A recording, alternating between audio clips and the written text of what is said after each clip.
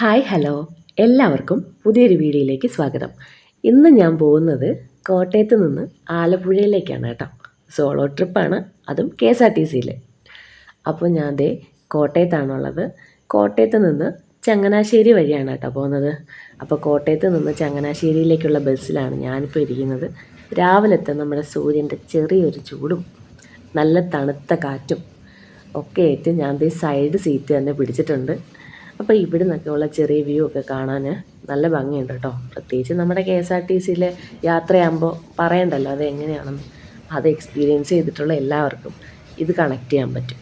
അപ്പോൾ അതേ സൂര്യൻ്റെ ആ ഒരു ചെറിയ വെയിലൊക്കെ മുഖത്തേക്ക് അടിച്ച് അപ്പോൾ ആ ഒരു വീഡിയോ എടുക്കുമ്പോൾ അതിൻ്റേതായിട്ടുള്ളൊരു ഭംഗി ആ ഒരു ഷോട്ടിനുണ്ട് കേട്ടോ.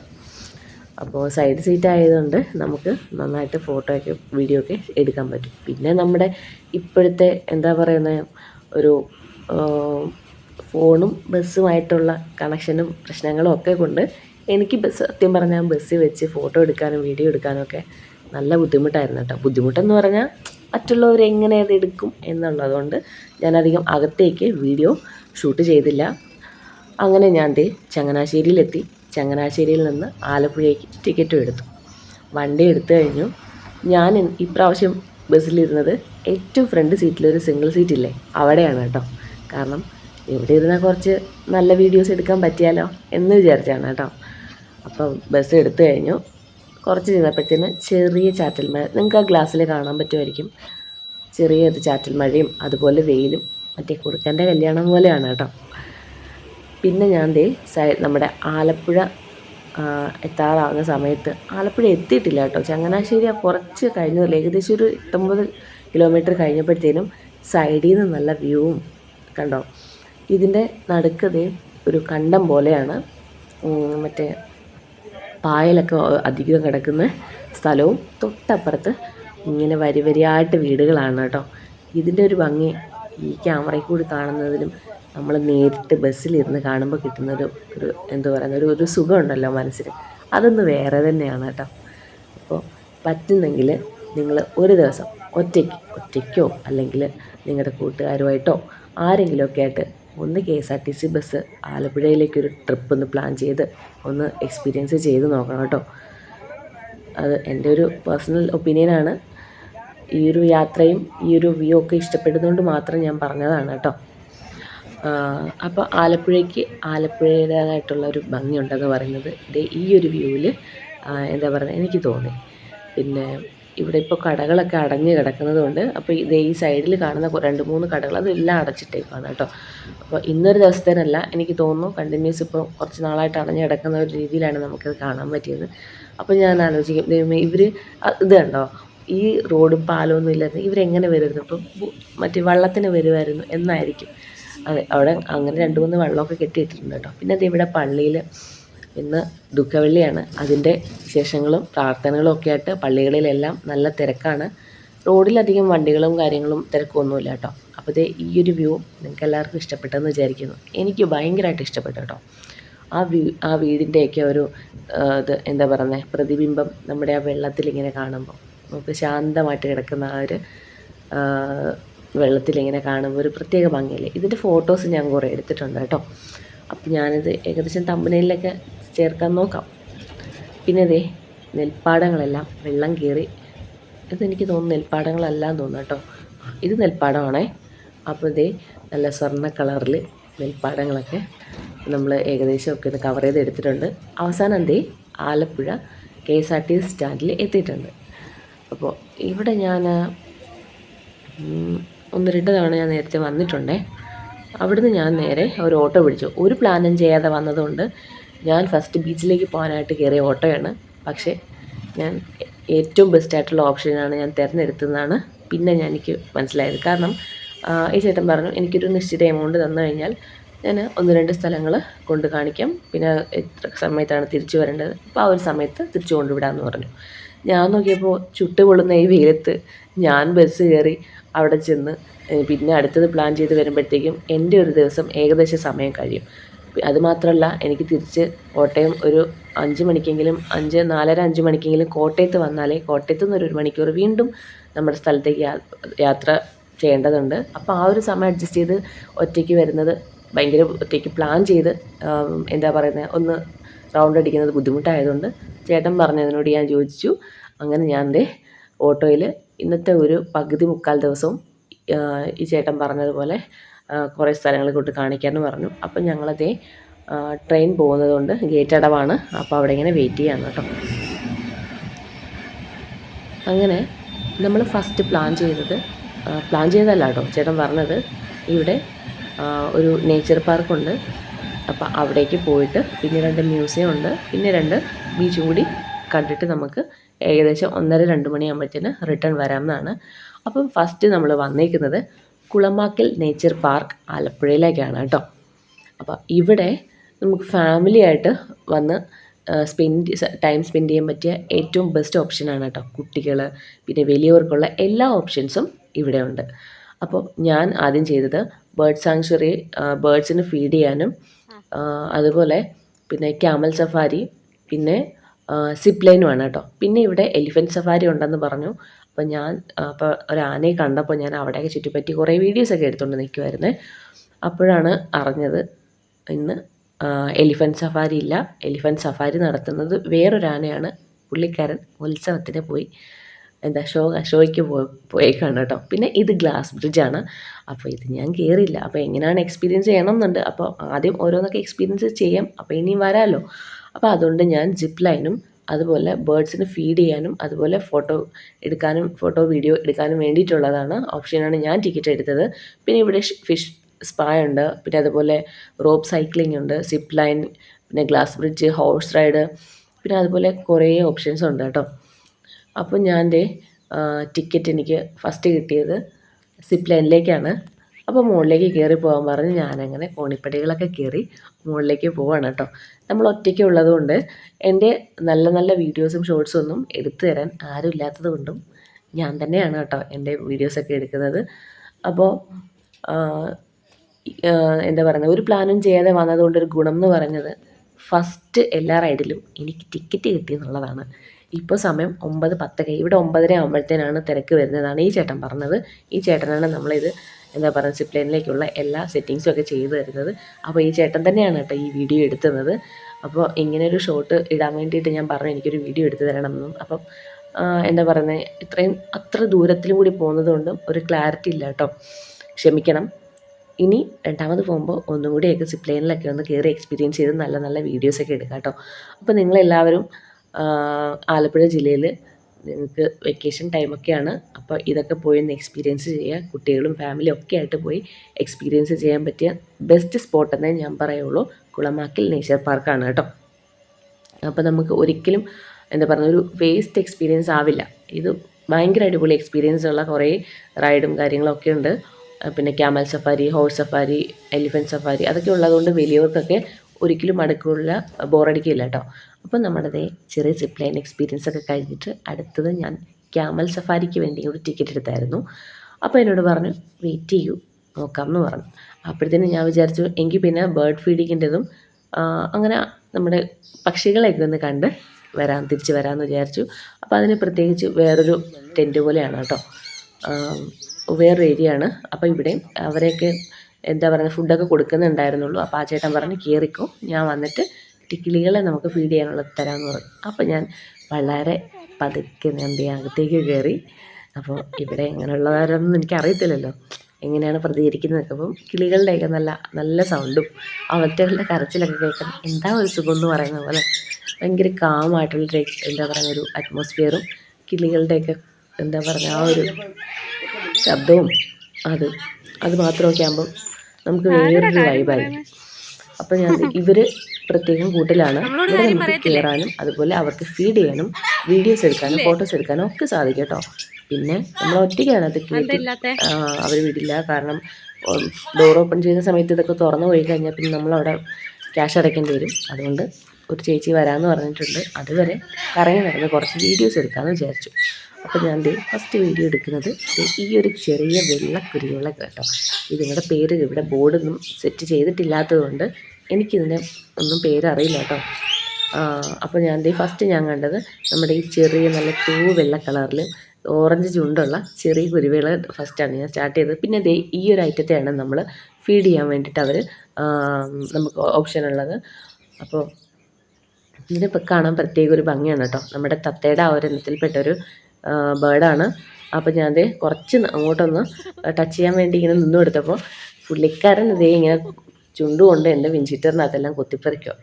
എന്നൊക്കെയാണ് ചെയ്യേണ്ടതെന്ന് അതിനെന്നെ അറിയാം. തലകുത്തി മറിയുന്നു, പിന്നെ ഉടുപ്പിൽ കൊത്തുന്നു, എന്ത് ഭയങ്കരമായിട്ട് സൗണ്ട് ഉണ്ടാക്കുന്നുണ്ടായിരുന്നു. അപ്പോൾ ഞാൻ എന്നാൽ കുറച്ച് കറങ്ങി വീഡിയോസ് എടുക്കാമെന്ന് വിചാരിച്ചു കേട്ടോ.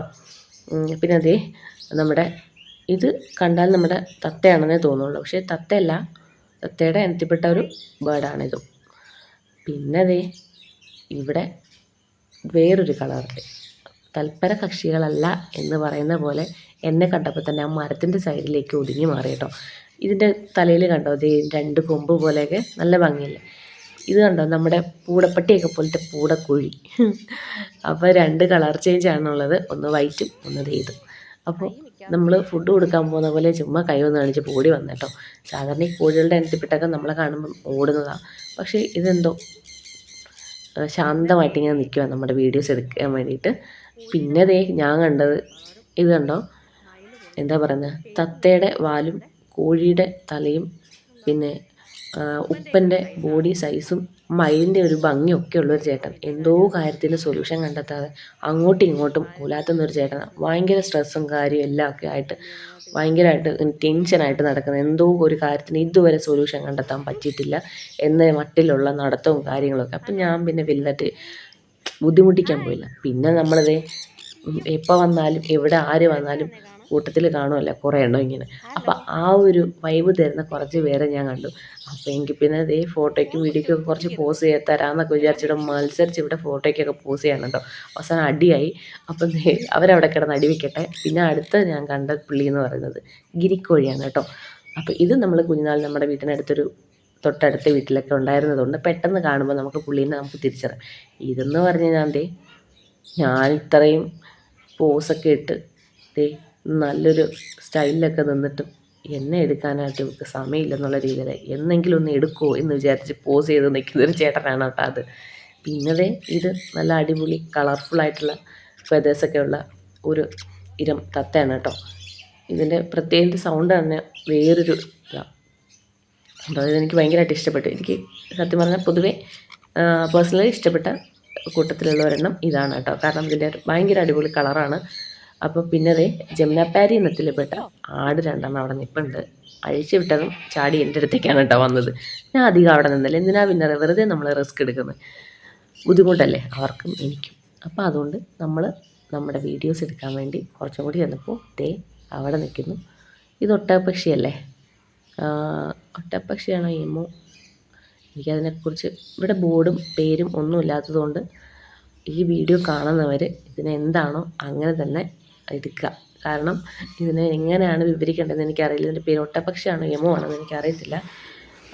പിന്നെ നമുക്കിവിടെ ഫോട്ടോസൊക്കെ എടുക്കാൻ വേണ്ടിയിട്ട് ബട്ടർഫ്ലൈയുടെ ആ ഒരു സ്ട്രക്ചറിലുള്ള ചെയറും കാര്യങ്ങളൊക്കെ ഉണ്ട്. അപ്പോൾ എനിക്ക് ഫോട്ടോ എടുത്ത് തരാൻ ആരും ഇല്ലാത്തതുകൊണ്ട് ഞാനത് അത് മാത്രം വീഡിയോ എടുത്ത് വന്ന കേട്ടോ, ഇങ്ങനെ വന്നതാണ്. പിന്നെ പിന്നെ കോഴിയുടെയൊക്കെ ഇനത്തിൽപ്പെട്ട ഇത് ഇത് മറ്റേ നമ്മുടെ കാട്ടുകോഴിയുടെയൊക്കെ പോലത്തെ ഒരു എന്താ പറയുന്നത് ആ ഒരു സൈസും കാര്യങ്ങളും പിന്നെ ബോഡി സ്ട്രക്ചറൊക്കെ ഉള്ള ഒരിനം പക്ഷിയാണ് നമ്മളിപ്പോൾ കണ്ടുകൊണ്ടിരിക്കുന്നത്. അതേ ഇനത്തിൽപ്പെട്ട വേറെ ഇത് കാട്ടുകോഴിയാണെന്നാണ് കേട്ടോ എനിക്ക് തോന്നുന്നത്. പക്ഷേ കാട്ടുകോഴിയുടെ കളറില്ല, ഒരു ബ്രൗൺ കളറ് മാത്രമാണ്. പിന്നെ അതേ ഇനത്തിൽപ്പെട്ട കുറച്ചും കൂടി വാല് നീട്ടമുള്ള കുറച്ചും കൂടി കാണാനൊക്കെ ഫെദറൊക്കെ ഭംഗിയായിട്ടുള്ള ഒരിനം പക്ഷിയാണ് ഇത്. പിന്നെ പുള്ളിക്ക് എന്തോ ഡിപ്രഷൻ അടിച്ചിരിക്കും കേട്ടോ. പുള്ളി ഞാൻ വന്നപ്പോൾ തൊട്ടേ ആ കമ്പിൽ തന്നെ ഇരിക്കുകയാണ്. പിന്നെ ഈ പറഞ്ഞ പോലെ എവിടെയും കാണുമല്ലോ ഒരു മൂത്താശാൻ എന്ന് പറഞ്ഞ പോലെ പുള്ളി എല്ലാം കൺട്രോൾ ചെയ്തു. ഭയങ്കര സൗണ്ട്, ഇദ്ദേഹത്തിൻ്റെ സൗണ്ടേ ഉള്ളൂടെ കേൾക്കാനായിട്ട്. അപ്പോൾ ഇവർ തമ്മിൽ എന്തൊക്കെയോ കാര്യങ്ങളൊക്കെ പറയുന്നു, എന്നെ നോക്കുന്നു, പിന്നെ അവിടെ പോയി പറയുന്നു ഇവളാണെന്ന് ഇവിടെ ഫസ്റ്റ് നമ്മളിങ്ങനെ ക്യാമറയും വീഡിയോ ഒക്കെ എടുക്കാൻ വന്നിട്ടുള്ളതെന്നൊക്കെ ഭയങ്കര ചർച്ചയും കാര്യങ്ങളൊക്കെയാണ്. അപ്പം ഞാൻ തൊട്ട് ബാക്കിലായിട്ട് ഞാൻ അത് വിട്ടുപോയി. ഞാൻ തിരിച്ച് വന്ന് വീഡിയോ എടുത്തപ്പോഴത്തേന് പുള്ളിക്കാരി ഒരു രക്ഷയില്ല. നീ തിരിച്ച് വന്നിട്ടൊന്നും എൻ്റെ ഫോട്ടോ എടുക്കണമെന്നില്ല, നിന്നെ അങ്ങോട്ട് പോയപ്പോൾ നിൻ്റെ കണ്ണ് എവിടെയായിരുന്നു എന്നുള്ള രീതിയിൽ പുള്ളിക്കാരി മൈൻഡേ ചെയ്യുന്നില്ല. തിരിഞ്ഞിരുന്നിട്ട് ഒരു രക്ഷയില്ല. അപ്പോൾ എന്നെ കാണാതെ നീ തിരിച്ച് വന്നിട്ടൊന്നും എൻ്റെ വീഡിയോ എനിക്ക് വേണ്ട എന്നുള്ള രീതിയിലാണ് പുള്ളിക്കാരിയുടെ ആറ്റിറ്റ്യൂഡ്. ഓക്കെ ശരി, എനിക്ക് പിന്നെ നമ്മൾ ബുദ്ധിമുട്ടിക്കണ്ടല്ലോ, ഒരാളുടെ തീരുമാനം നമ്മൾ മാനിക്കണമല്ലോ. അപ്പോൾ അതുകൊണ്ട് നമ്മളത് തിരിച്ച് വന്നപ്പോഴത്തേനും കണ്ടത് ടർക്കി കോഴിയാണ്. ഈ കോഴിയായിട്ട് എനിക്കൊരു കഥയുണ്ട് കേട്ടോ. പണ്ട് ഞാൻ ട്യൂഷന് പോയപ്പോൾ എന്നെ കൊത്താനോടിച്ചൊരു സാധനമാണിത്. അപ്പോൾ അതുകൊണ്ട് നമ്മളധികം അവിടെ നിൽക്കുന്നില്ല. അതൊക്കെ ഇപ്പുറത്തേക്ക് വന്നപ്പോൾ വേറെ എന്താ പറയുന്നത്, ഒരു ഇനത്തിൽപ്പെട്ട 2 പക്ഷികളെ ഞങ്ങൾ കണ്ടു. പക്ഷികൾ അത്രയൊക്കെ ഉള്ളൂ. പിന്നെ അതേ നമ്മളെയൊക്കെ ആർക്ക് വേണം, പക്ഷികളെയും പിന്നെ അങ്ങനെയുള്ളവരെയൊക്കെ വീഡിയോയും ഫോട്ടോയൊക്കെ എടുക്കാനാണ് ഇവിടെ ആൾക്കാരെന്നുള്ള രീതിയിൽ അങ്ങനെ അവർ. പിന്നെ ദേ നമ്മൾ ആ ചേച്ചി അപ്പോഴത്തേനും വന്നു, അകത്തേക്ക് കയറാൻ വേണ്ടിയിട്ട് നിൽക്കുകയാണ് കേട്ടോ. അപ്പോൾ അവർ ഫുഡും കാര്യങ്ങളൊക്കെ നമ്മുടെ കയ്യിൽ തരും, അത് ഫീഡ് ചെയ്യുക. പിന്നെ അവർ നമ്മുടെ ദേഹത്തൊക്കെ ഇരിക്കും. പിന്നെ അവർക്ക് വേണ്ടത് കമ്മൽ, മാല, പൊട്ട്, പിന്നെ ചെവി, കാത് കടിച്ച് പറിക്കുക, ഇതൊക്കെയാണ്. ദേ ഈ പുള്ളിയാണ് കേട്ടോ ഭയങ്കര കാര്യം പറച്ചിൽ.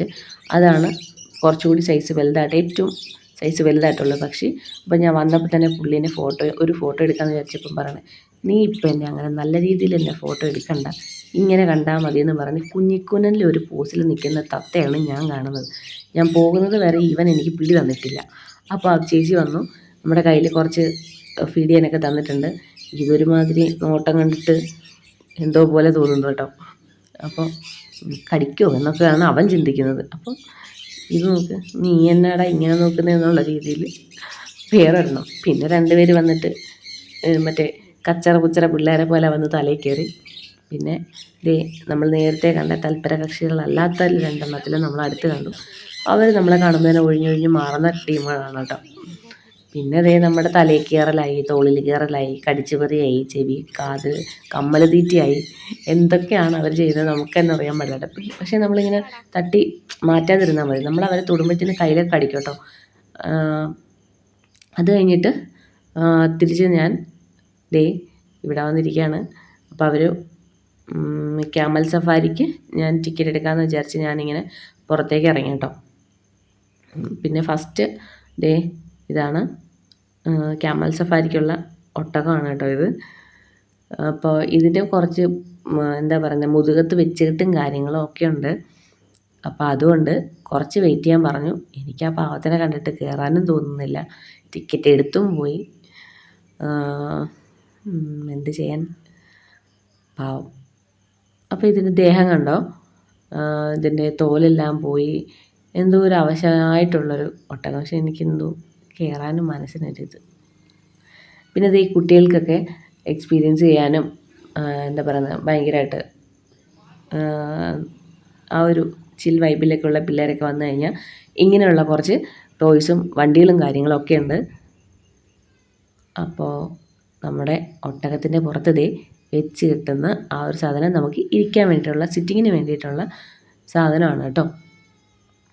അപ്പോൾ അതൊക്കെ സെറ്റ് ചെയ്ത് ഒരു 5 മിനിറ്റ് കുറച്ച് നേരം വെയിറ്റ് ചെയ്യാൻ പറഞ്ഞു. ഞാൻ അങ്ങനെ കുറച്ച് വെള്ളമൊക്കെ കുടിച്ചിട്ട് അവിടെ കുറച്ച് നേരം ഇരുന്നു. അപ്പോൾ ഇത് 9:30ക്കാണ് ഓപ്പൺ ചെയ്യുന്നത്. 9:30 മുതൽ 5:30 വരെയാണ് കേട്ടോ ഇതിൻ്റെ ടൈം. അപ്പോൾ 9:30 തൊട്ട് നല്ല തിരക്കായിരിക്കും എന്നാണ് അവർ പറഞ്ഞത്. അപ്പോൾ ഞാൻ ദേ അതിൻ്റെ മുതുകത്ത് കയറാനായിട്ട് സ്റ്റെപ്പിൻ്റെ വാതിക്കൽ ഇങ്ങനെ വെയിറ്റ് ചെയ്യണം. എനിക്ക് മുകളിലോട്ട് കയറണമെങ്കിൽ ഇതിൻ്റെ കഴുത്ത് ഒന്ന് മാറിയിട്ട് വേണ്ട എനിക്ക് മുകളിലോട്ട് കയറാൻ. ഞാനിങ്ങനെ അവിടെ നിന്ന് അതിൻ്റെ ഒരു ക്ലോസ് ഷോട്ടൊക്കെ എടുത്തുകൊണ്ടിരിക്കുകയാണ്. അപ്പോൾ ഞാൻ ദേ അതിൻ്റെ മുകളിലേക്ക് കയറി. എനിക്ക് ആദ്യം ഇനി ഇരിക്കാനൊരു കംഫർട്ട് ഇല്ലായിരുന്നു കേട്ടോ. ഇരിക്കാം, പക്ഷേ ഇത് ഞാൻ കുറേ കഴിഞ്ഞെടുത്ത വീഡിയോ ആണേ. കാരണം ഫോണ് പിടിക്കാനായിട്ട് എനിക്ക് കൺട്രോൾ കിട്ടുന്നില്ലായിരുന്നു. അപ്പോൾ വീഴാൻ പോകുന്ന പോലെയൊക്കെ ഒരു ഫീൽ തോന്നി കേട്ടോ. കുറച്ച് കഴിഞ്ഞപ്പോഴത്തേന് കുറച്ച് ആ ഒരു ഒരു മൂവ് ചെയ്ത് തുടങ്ങിയപ്പോഴത്തേന് ഓക്കെ ആയി. അങ്ങനെ ഞാൻ പേടിച്ചൊക്കെ കുറേ വീഡിയോസൊക്കെ എടുത്തിട്ടുണ്ട്.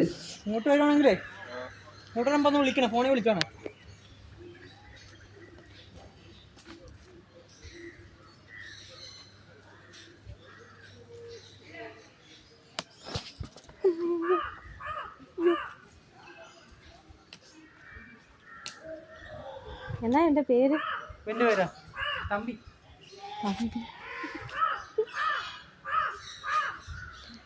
ഇതിൻ്റെ മണ്ടയിലിരുന്ന് പേടിച്ചിട്ട് എന്താ പറയണ്ടേ, എന്താ ചിന്തിക്കേണ്ടതെന്നില്ലാതെ ഞാൻ അതിൻ്റെ പേര് ചോദിച്ചതാണ് കേട്ടോ. അപ്പോൾ ഒട്ടകത്തിൻ്റെ പേര് തമ്പി എന്നാണ്. അപ്പോൾ തമ്പിയുടെ പുറത്തുള്ള യാത്ര ഭയങ്കര കൂളാണ്. ആദ്യം ഒന്ന് പേടിച്ചെങ്കിലും നമ്മുടെ ആ ഒരു ഏരിയ കവർ ചെയ്യുന്ന സമയത്ത് കുഴപ്പമില്ലാതില്ല എന്ന് പറയുന്ന പോലെ നമുക്ക് പേടിക്കാതൊക്കെ ഇരിക്കാം കേട്ടോ. പിന്നെ ഇടയ്ക്കിടയ്ക്ക് ഫ്രണ്ടിലത്തെ ഇടത്തെ കാല് മടക്കി ഒരൊറ്റ ചവിട്ട്. എൻ്റെ കാല് ചെറുതായിട്ടൊന്ന് കൊണ്ടു, വേദനയൊന്നും ഇല്ലായിരുന്നു കേട്ടോ. അപ്പോൾ ഈ ചേട്ടന് കഴിഞ്ഞ ദിവസം ഒരു ചവിട്ട് കിട്ടിയതിൻ്റെ കാല് വേദന കൊണ്ട് പാവം മുടഞ്ഞാണ് കേട്ടോ നമ്മളെ കൊണ്ടുപോകുന്നത്.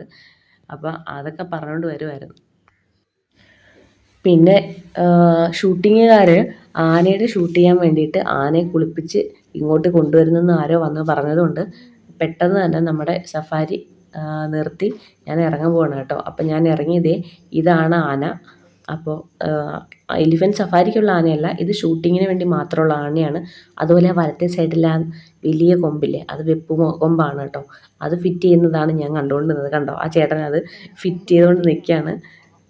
എന്താ പറയുന്നത്, കാണാനൊക്കെ നല്ലൊരു എടുപ്പുണ്ടെങ്കിലും അതിൻ്റെ ആ എന്താ പറയുന്നത് ദൂരേന്ന് കാണുമ്പോഴുള്ളതേ ഉള്ളൂ. നമ്മൾ അടുത്തേക്ക് ചെല്ലുമ്പോൾ എന്തോ ഒരു വയ്യാഴിക പോലെയൊക്കെ തോന്നും കേട്ടോ. എന്നാലും ഇല്ല.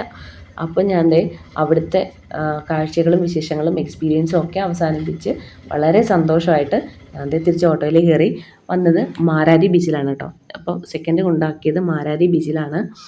ഭയങ്കര വെയിലും അതുപോലെ പൊടിയും എന്നൊക്കെയായിട്ട് എനിക്ക് ഭയങ്കരമായിട്ട് എന്താ പറയുന്നത് പോകാനായിട്ടൊരു മനസ്സ് തോന്നില്ല. എന്തായാലും വന്നല്ലേ. അപ്പോൾ ആ ചേട്ടൻ പറഞ്ഞു കുറച്ച് സമയം ഒരു മണിക്കൂറിനകത്ത് നമുക്ക് തിരിച്ചു പോകാം എന്ന് പറഞ്ഞിട്ട് ആ ചേട്ടൻ ഓട്ടോ ഒതുക്കി ആ ചേട്ടൻ അങ്ങോട്ട് പോയി. അപ്പോൾ ഞാൻ വന്നപ്പോഴത്തേക്കും ഒരു കസേര കണ്ടു. ഞാൻ ഒറ്റയ്ക്കൊരു കസേര, എല്ലായിടത്തും 2 കസേര വീതമുണ്ട്. ഒറ്റയ്ക്കൊരു കസേര കണ്ടപ്പോൾ ഞാൻ അവിടെ ഇരുന്നു കേട്ടോ. പക്ഷേ തൊട്ടപ്പുറത്തിരുന്ന 2 ചേട്ടന്മാരോട് ഒരു ചേച്ചി വന്ന് പറഞ്ഞു, ചേട്ടാ 2 പേർക്ക് 100 രൂപയെന്ന്. അപ്പോഴാണ് അറിഞ്ഞത് കസേരയിലിരുന്ന് വെയിലൊന്നും കൊള്ളാതെ എന്താ പറയുന്നത് കാമായിട്ടിരിക്കുന്നതിന് ഒരാൾക്ക് 50 രൂപയാണ് ചാർജ് 1 മണിക്കൂറത്തേക്ക്. അപ്പം ആ ചേച്ചി വന്നപ്പോഴത്തേനും പിന്നെ നമ്മൾ പൈസയൊക്കെ കൊടുത്തു, അങ്ങനെ കാഴ്ചകളൊക്കെ കണ്ടിരിക്കുകയാണ്. അപ്പോഴാണ് ഞാൻ ആലോചിച്ചത്, പണ്ട് കടലിലൊക്കെ കാണാൻ പോകുമ്പോൾ ഇതുപോലെ ബീച്ചിലൊക്കെ പോകുമ്പോൾ കുറേ മനസ്സിൽ കുറേ കാര്യങ്ങളൊക്കെ വരും കേട്ടോ. കടലമ്മയോട് പ്രാർത്ഥിക്കാൻ തോന്നും. ഈ ചേട്ടൻ ഡാൻസ് കളിച്ച് പോകുന്നുണ്ടോ, എന്താണെന്ന കാര്യം അറിയോ? 3 പേരാണ് ആ കസേരയിൽ ഇരുന്നത്. ചേച്ചി ചാർജ് ചെയ്തപ്പോൾ ഒരാൾ അവിടെ നിന്ന് എഴുന്നേറ്റ് അപ്പുറത്തെ കസേരയിൽ ഇരിക്കാൻ പോകുന്ന ഒരു പോക്കാണ് ആ കണ്ടത്. പറഞ്ഞു വന്നത്, ഞാനിന്ന് ഈ ബീച്ചിൽ വന്നിട്ട് കടലമ്മയെ കണ്ടിട്ട് എനിക്ക് പ്രാർത്ഥിക്കാനൊന്നും ഇല്ല എന്നാണ് എനിക്ക് തോന്നിയത് കേട്ടോ.